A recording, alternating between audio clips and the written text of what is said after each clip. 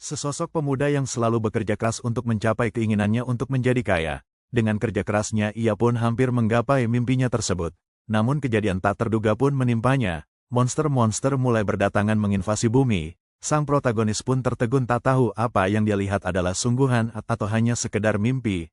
Orang yang bertahan hidup mendapat kekuatan resonansi kiamat. Sang protagonis pun tak ingin menyerah dan terus berusaha untuk menggapai mimpi di dunia kiamat ini. Karena sang protagonis tidak sendirian, dia memiliki skill klon. Hari-hari berlalu, seperti biasa saja, jalanan ramai dengan calon awakener di Universitas Gyeongguk, dan ini protagonis kita Jong Sang-woo. Seseorang laki-laki dengan jas, berbicara di mimbar, meminta untuk didengarkan. Dia adalah penanggung jawab atas program awakener, ia bernama Park Won-tae, ia seorang hunter. Program Awakening, program yang dikelola pemerintah untuk membantu masyarakat membangkitkan skill mereka, sebagai seseorang yang terkena mana awakening, dikarenakan mereka memaksa manusia normal untuk awakening dengan memaksa mereka memasuki sebuah portal.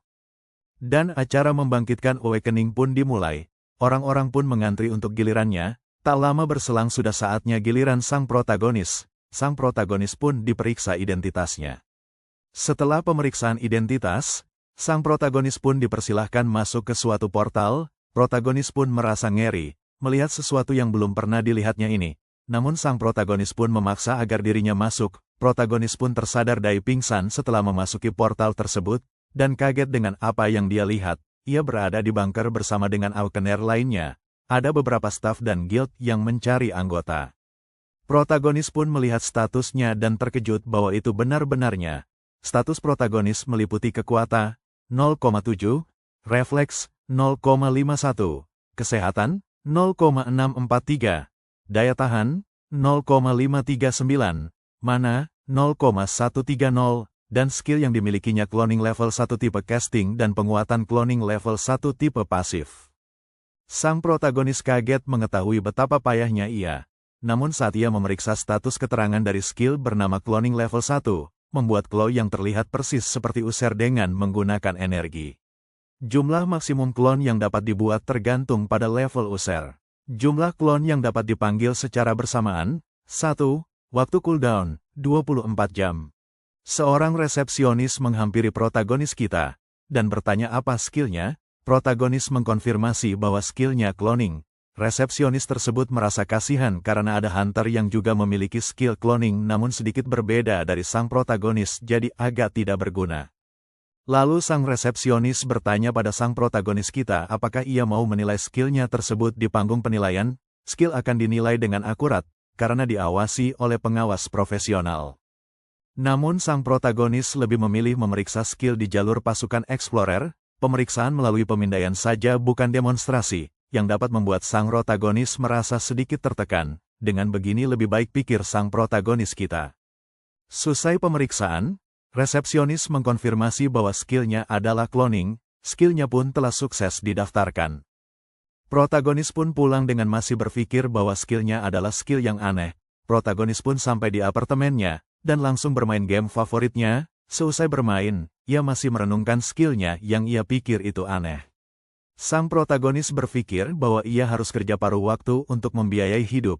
Di saat berpikir mencari kerja paruh waktu, sang protagonis pun teringat dengan skill cloningnya, dan akan memeriksanya. Sang protagonis pun memusatkan kekuatannya untuk menggunakan skill cloningnya. Lalu sebuah energi pun keluar dari tubuh sang protagonis. Gumpalan energi tersebut pun membentuk sebuah tubuh yang mirip dengan sang protagonis, tanpa mengenakan sehelai busana. Sang protagonis merasa bahwa cloning bukan hanya ilusi melainkan tubuh sungguhan. Dia juga dapat memerintahkan cloningnya untuk melakukan yang protagonis inginkan. Protagonis memerintah cloningnya untuk berdiri, lalu jongkok, tanpa ia sadari cloningnya melakukan hal tersebut sehingga cloningnya merasa lelah, dan protagonis mendapat stamina naik 0,001. Protagonis merasa bingung, statnya naik walaupun ia tidak melakukan apapun. Sepertinya cloningannya berkaitan dengan tubuh protagonis.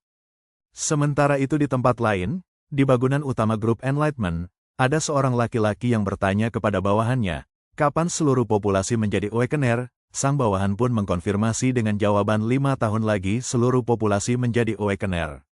Di sisi lain terlihat protagonis kita yang sedang sangat kelelahan. Ternyata itu hanyalah klon sang protagonis saja. Sang protagonis berada di rumahnya. Protagonis mulai memahami cara kerja skill anehnya itu. 1. Rasa sakit dan kelelahan yang dialami klon tidak akan berdampak pada sang protagonis. 2.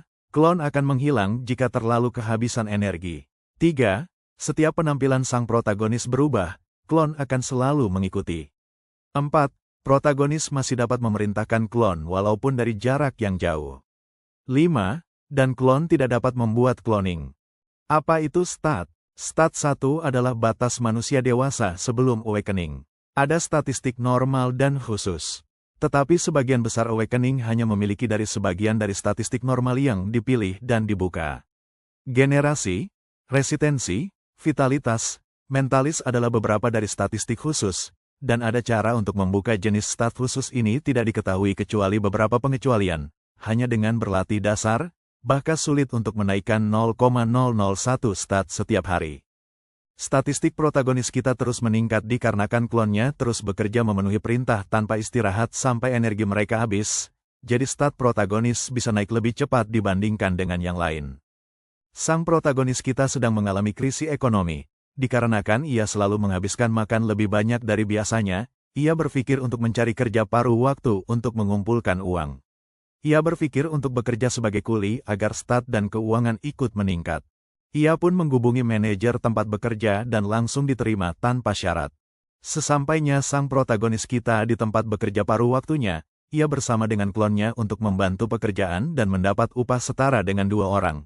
Lalu sang protagonis kita bertemu dengan Tuan Deokjil, ia adalah kenalan sang protagonis, lalu mereka bersama berangkat ke tempat pekerjaan paruh waktunya. Sesampainya di tempat kerja, sang protagonis tampaknya sangat kelelahan karena tidak terbiasa mengangkat barang yang begitu berat. Saat jam istirahat, sang protagonis dan klonnya mulai mengobrol dengan Tuan Deokjil. Sang protagonis diberi tawaran untuk menjadi guru privat untuk putrinya. Setiap pertemuan akan mendapat 50.000 won. Setiap pertemuan berkisar 2 jam, akan berlangsung 2 kali seminggu. Sang protagonis pun merasa, kalau kesepakatan ini tidak begitu buruk, mengingat waktu yang digunakan. Lalu, hari diakhiri dengan makanan sang protagonis yang dicuri oleh klonnya sendiri.